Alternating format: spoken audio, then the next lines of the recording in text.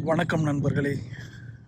இன்றைக்கி ஞாயிற்றுக்கிழமை காலையில் இதுதான் நாங்கள் எப்பவும் ரெகுலராக வாக்கிங் போகிற ட்ரெயிலு.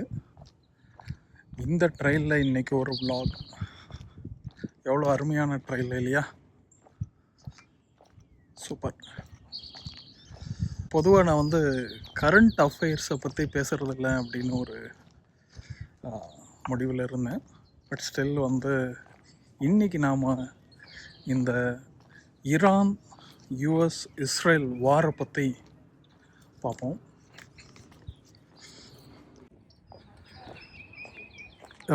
இந்த கான்ஃப்ளிக்டை நான் எப்படி அனலிசிஸ் பண்ணணும் அப்படின்னு நினைக்கிறேன்னா, ஆக்சுவலாக இது நான் ஒரு இடத்துல படித்தது தான். ஸோ கேம் தியரியை யூஸ் பண்ணி இந்த கான்ஃப்ளிக்ட் எப்படி யாரோ கீ பிளேயர்ஸ் அவங்களோட மூவ்ஸ் என்ன, அடுத்தது என்ன நடக்கும் அப்படிங்கிற மாதிரி ஒரு சின்ன அனலிசிஸு. ஸோ கேம் தியரி உங்களுக்கு தெரியும் நினைக்கிறேன். அது என்னென்னா, அது ஒரு அனாலிசிஸ். நீங்கள் you can apply this analysis in any of your குரூப்பாக எங்கெங்கெல்லாம் பார்ட்டிசிபேட் பண்ணுறாங்களோ அந்த இடத்துல நம்ம கேம் தியரியை அப்ளை பண்ணலாம். அதனோட எசன்ஸ் என்னென்னா, நீங்கள் ஒரு பிளேயராகவோ அல்லது அவுட் சைடு அப்சர்வராகவோ இருந்து அடுத்த பிளேயரோட மூவ் என்னவாக இருக்கும், அதனோட அவுட்கம் என்னவாக இருக்கும் அப்படின்னு ஒரு ப்ரெடிக்ஷன் பண்ணுறதுக்கான இதை தான் கேம் தியரி. கேம் தியரியில் முக்கியமாக ஸோ இந்த கான்ஃப்ளிக்டை நம்ம ஒரு கேம் தியரியில் ஃபிட் பண்ணோன்னா 4 மேஜர் பிளேயர்ஸ். ஒன்று ஈரான், ரெண்டாவது Israel, US, third oil consumers, both European countries and India. Fourth Russia, அவங்களும் ஒரு ஆயில் ப்ரொடியூசர். இந்த கான்ஃப்ளிக்டை இப்போ நம்ம இப்படி எடுத்துட்டோன்னா, யூஎஸ் இஸ்ரேலுக்கு இருக்கிற மோட்டிவ் என்ன இந்த கேமில் அப்படின்னா, they want to eliminate an emerging superpower or emerging power in that region. So அதன் மூலமாக ஈரான் மாதிரி ஒரு கண்ட்ரி எதர் நியூக்ளியர் ஆர்மோ அல்லது மிலிட்ரி லெவலில் பவர்ஃபுல்லாக இருக்கிறது மற்ற அரப் கண்ட்ரிஸ்க்கு ஒரு த்ரெட்டாக இருக்குது. ஸோ அதை எலிமினேட் பண்ணுறதுக்கு இஸ்ரேலை யூஸ் பண்ணுறாங்க. இஸ்ரேலை பொறுத்தளவுக்கு they are dominant player in that region. அவங்களுக்கு survival they don't want anyone else around the region to have a nuclear power. அது அவங்களோட சர்வைவலுக்கு ரொம்பவுமே டேஞ்சரானது. ஸோ அவங்க என்ன பண்ணுறாங்கன்னா, in any means they don't want anyone, especially Iran. They know that Iran is capable of building nuclear arms and then they will use that power to eliminate Israel. அப்படிங்கிறப்போ அவங்களுக்கு நேச்சுரலாகவே ஒரு மோட்டிவ் இருக்குது. US அலை அப்படிங்கிறதுனால they also participate. But இவங்களோட thinking என்னவா இருந்துச்சுன்னா, இனிஷியலாக அவங்களோட லீடரை கில் பண்ணிட்டா இந்த வார் முடிஞ்சிடும் சிம்பிளாக. அதுக்கப்புறம் they kind of think that their hand will be upper hand அப்படிங்கிற மாதிரி. பட் ஆனால் அது அப்படி நடக்கலை. காரணம் என்னென்னா, Iran had a different strategy. அவங்களோட ஸ்ட்ராட்டஜி என்னவாக இருந்துச்சு அப்படின்னா, they know that for the last 40+ இயர்ஸாக யூஎஸ் சாங்ஷன்ஸில் அவங்க இருக்காங்க. Meaning that they cannot trade with anyone legally. They cannot use the US banks for transactions. அப்புறம் அவங்களோட அசெட்ஸ் எல்லாம் பேங்க்கில் இருந்துச்சுன்னா அதை அமெரிக்கா ஃப்ரீஸ் பண்ணிடும் அல்லது அவங்க எடுத்துக்குவாங்க. அந்த மாதிரி சில கண்டிஷன்ஸு ரூல்ஸ் எல்லாம் இருந்துச்சு. ஸோ இதில் இருந்து வெளியே வரக்கு அவங்க ரொம்ப நாளாக ட்ரை பண்ணுறாங்க. They try to negotiate with US, Israel, other partners or இந்த ரீஜனில் இருக்கிற முக்கியமான பிளேயர்ஸில் அதெல்லாம் பண்ணாங்க. But somehow it didn't work. So இந்தியாவுக்குமே ஒரு டைமில் சாங்ஷன்ஸ் இருந்துச்சு. ஐ பிலீவ் 96, 92 உங்களுக்கு தெரிஞ்சிருக்கும். நம்ம இந்தியா வந்து அட்டாமிக் பாம் டெஸ்ட் பண்ணப்போ, அட்டாமிக் ரிசர்ச் பண்ணுறப்போ இந்தியா மேலேயும் சாங்ஷன்ஸ் இருந்தது. பட் அந்த டைமில் வந்து மன்மோகன் சிங் அந்த மாதிரி ஆட்கள் வந்து we know what is important for the country, நம்ம பாம் பண்ணது எதுக்கு, அப்புறம் அதுக்கப்புறம் வந்து நம்ம சாங்ஷன்லேருந்து வெளியே வரக்கு என்னென்ன நெகோஷியேட் பண்ணணும், அதான் வந்து நான் ப்ரொலிஃபரேஷன் ட்ரீட்டி, என்பிடின்னு சொல்லுவாங்க. அதெல்லாம் சைன் பண்ணிவிட்டு நம்ம வந்து சாங்ஷனில் இருந்து ரிலீவ் ஆகிட்டு இப்போ குளோபல் எக்கானமியில் ஒரு கீ பிளேயராக நம்ம இருக்கோம். ஸோ இந்த ஸ்டேஜில் வந்து let's go back to our game theory. இங்கே ரஷ்யா வந்து என்னவாக இருக்குது அப்படின்னா, ரஷ்யாவுக்கு வந்து already they are fighting with Ukraine. Russia மேலேயும் சாங்ஷன்ஸ் இருக்குது. They cannot trade with world. அவங்களோட ஆயில் சாங்ஷன்ஸ் இருக்குது. ஆயில் அவங்ககிட்ட வாங்கினாலோ விற்றாலும் வந்து அந்த யார் வாங்குகிறாங்களோ விற்கிறாங்களோ வாங்குறவங்களுக்கு அவங்களோட அசட்ஸும் ஃப்ரீஸ் பண்ணப்படும். அந்த டிரான்சாக்ஷன் அவங்க யூஎஸ் பேங்க் மூலமாக நடந்துச்சுன்னா அதுவும் வந்து அவங்க வந்து அந்த மணியை வந்து எடுத்துடுவாங்க. ஸோ அதனால் வந்து still they're doing but without US dollars. China அவங்கள்ட்ட வாங்குது, இந்தியா கூட அவங்கள்ட்ட வாங்கிட்டு இருந்துச்சு, நமக்கு தெரியும். ஸோ இந்த மாதிரி சூழலில் ரஷ்யா வந்து ஒரு key player. And then all the countries like India, European Union, China, இவங்கெல்லாம் வந்து largest oil consumers both from Russia and from Arabian countries. So இப்போ இந்த வாரில் நமக்கு யூஎஸோட மோட்டிவ் தெரிஞ்சிருச்சு. ஈரானுக்கு வந்து திஸ் இஸ் சர்வைவல். அவங்க வந்து இந்த வாரம் வந்து ஒருவேளை தோத்துட்டாங்கன்னா என்ன அப்படின்னா தென் தயர் டன். இவ்வளோ நாள் அவங்க கஷ்டப்பட்டது without gaining anything, they will be losing everything. So அவங்களோட இது என்னவாக இருக்கும் அப்படின்னா, at any cost drag the war to any extent. அது வந்து ஒரு பெரிய கண்ட்ரி. நம்ம வெனிசுலா மாதிரி அவ்வளோ சீக்கிரம் வந்து சிம்பிளாக வந்து அவங்க தலைவரை எலிமினேட் பண்ணிட்டு அந்த கண்ட்ரியை வந்து லீடர்லெஸ் கண்ட்ரியாகவும் அமெரிக்காவோட ஒரு பப்பட்டாவோ மாற்றணும் அப்படின்னா இட்ஸ் நாட் பாசிபிள். அந்த if you look at it, அவங்க தான் earliest சிவிலைசேஷன் இந்த வேர்ல்டுலேயே அப்படின்னு சொல்கிற அளவுக்கு அவங்களோட நாகரிகம் இருந்திருக்கு. ஸோ அந்த மக்கள் வந்து உடனே அமெரிக்காவை ஏற்றுக்குவாங்களா அப்படின்னு கேட்டால் I don't know. That's not possible. But maybe I don't know. So அந்த மாதிரி இருக்கிறப்போ what are the options, next options? So they have to keep fighting. அவங்க இறந்தாலும் அது that means even if they get killed they will make maximum damage to others, especially Arabian countries. அதான் இப்போ அவங்க பண்ணுறாங்க. அவங்க மேலே ஒரு அடி அடித்தா அவங்க சுற்றி இருக்கிற அரப் கண்ட்ரிஸ் மேலே, ஆயில் ப்ரொடியூசிங் கண்ட்ரீஸில் எவ்வளோ பாம் போட முடியுமோ, அவங்க இன்ஃப்ராஸ்ட்ரக்சர் எவ்வளோ அழிக்க முடியுமோ அதெல்லாம் பண்ணுறாங்க. வை தே ஆர் டூயிங்? நான் இல்லைன்னா யாருமே இருக்கக்கூடாது. அதன் மூலமாக என்ன இம்பேக்ட் வருது? ஆயில் சப்ளை வந்து குளோபல் மார்க்கெட்டில் கம்மியாகுது. சப்ளை கம்மியாகும்போது டிமாண்ட் அதே அளவுக்கு இருக்கும்போது ப்ரைஸ் ஷூட் அப் ஆகும். This price shoot up will be felt by everybody in the world. குறிப்பாக எமர்ஜிங் கண்ட்ரிஸ் இந்தியா, சைனாவில் வந்து இம்பேக்ட் இருக்கும். ஆனால் அமெரிக்காவும் oil producer, but still price is fixed at the market. அது ஒரு அக்ரிமெண்ட் இருக்குது. மார்க்கெட்டில் என்ன விலையோ அந்த விலை தான் வந்து எல்லா பக்கம் இருக்கும். ஸோ இங்கே வந்து எப்படின்னா, அமெரிக்காவை பொறுத்தளவுக்கு எல்லார் வீட்லேயும் 2 கார் மினிமம் இருக்கும். ஹஸ்பண்ட் ஆஃபீஸ்க்கு போகிறக்கு அவங்க ஒரு கார் யூஸ் பண்ணுவாங்க, ஒய்ஃப். இது வந்து நார்மல், நம்ம ஊரில் பைக் இருக்க மாதிரி. ஏன் இங்கே பைக் இல்லை அப்படின்னா, இங்கே வந்து ஒரு ஆல்மோஸ்ட் எல்லா ஏரியாலையும் ஆவரேஜாக ஒரு 6 months வந்து வின்டர் இருக்கும். அப்புறம் ஒரு 6 month வந்து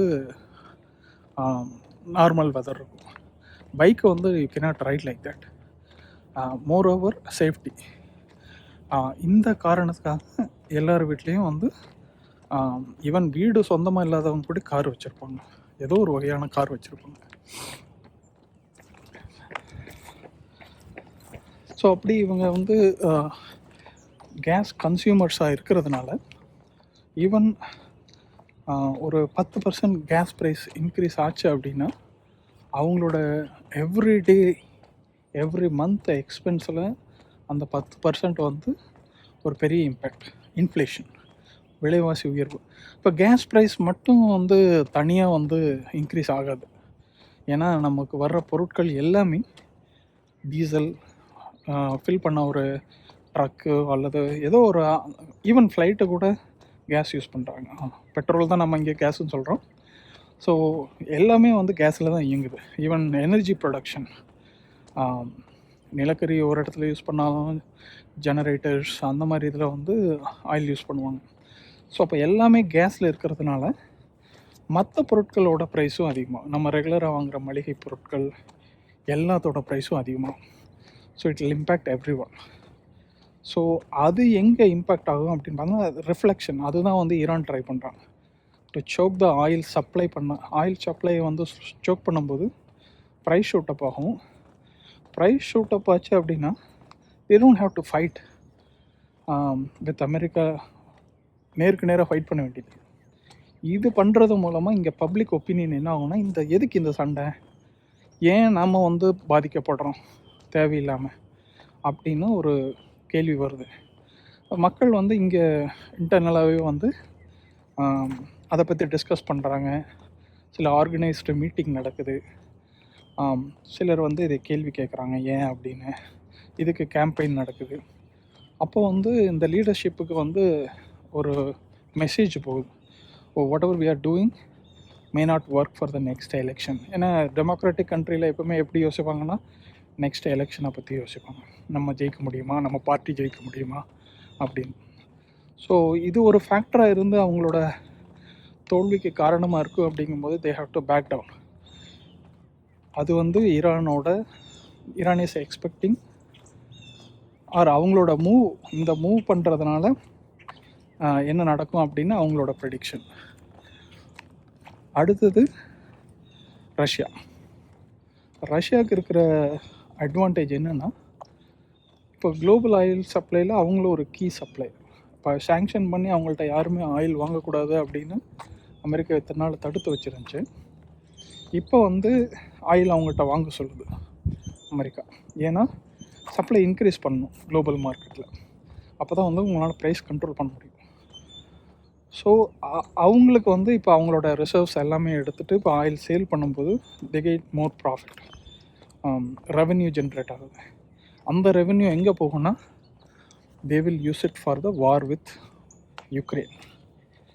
so okay, war with Ukraine வந்து ஆல்ரெடி 4 இயர்ஸ்க்கு மேலே போயிட்டுருக்கு.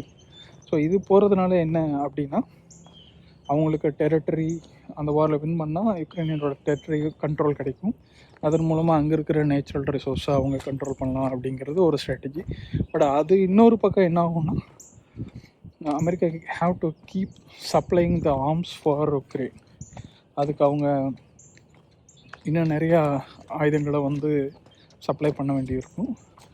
அதற்கு ஆயுதம் சப்ளை பண்ணுற கம்பெனிஸ், யூஎஸ் கம்பெனிஸ்க்கு வந்து ஒரு பெரிய மார்க்கெட் இருக்குது. They will continuously gain that market. அது ஒரு ஆப்பர்ச்சுனிட்டி அவங்களுக்கு. பட் அதில் மேஜர் வின்னர் யார் அப்படின்னு பார்த்தா ரஷ்யா தான். What is it for India?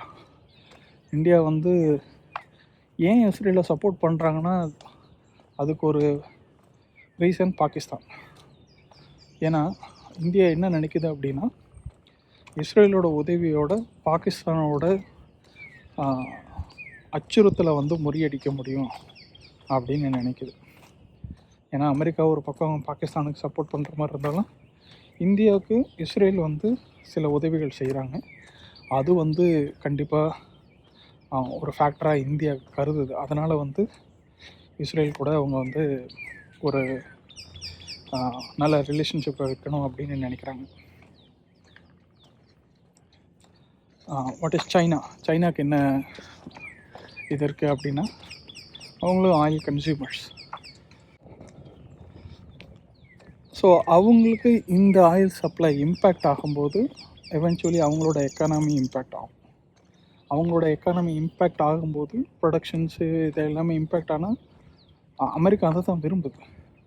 இன்னொரு வகையில் அமெரிக்கா இந்த மாதிரி ஒரு இது சொல்கிறாங்க, வெனிசுலாட்டிருந்து ஆயில் நிறையா வாங்கிட்டு இருக்காங்க China, and then Arab countries, and then Russia.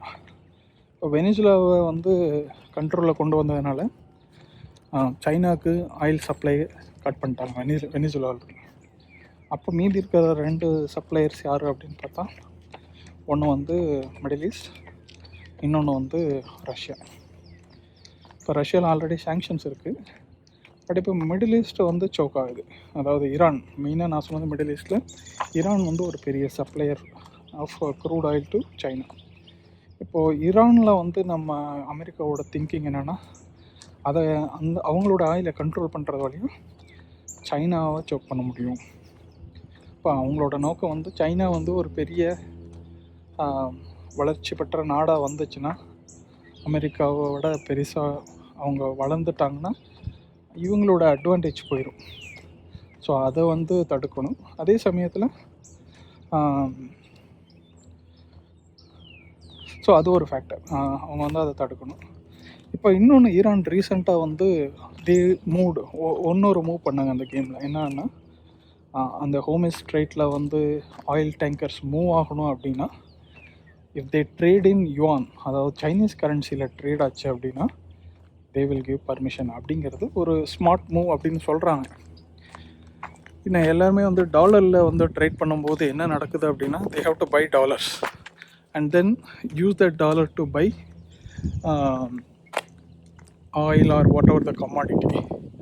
So அப்போ டாலருக்கு எப்பவுமே டிமாண்ட் இருந்துகிட்டே இருக்கும். ஸோ டாலர் டிமாண்ட் இருக்கும்போது தே கேன் கண்ட்ரோல். இப்போ நீங்கள் எங்கே போய் டாலர் வாங்க முடியும்? அமெரிக்கன் அசோசியேட்டட் என்டிட்டிஸ் மூலமாக தான் வாங்க முடியும். அமெரிக்கன் பேங்க்ஸு அல்லது ட்ரெஷரி அந்த மாதிரி தான் வாங்க முடியும்.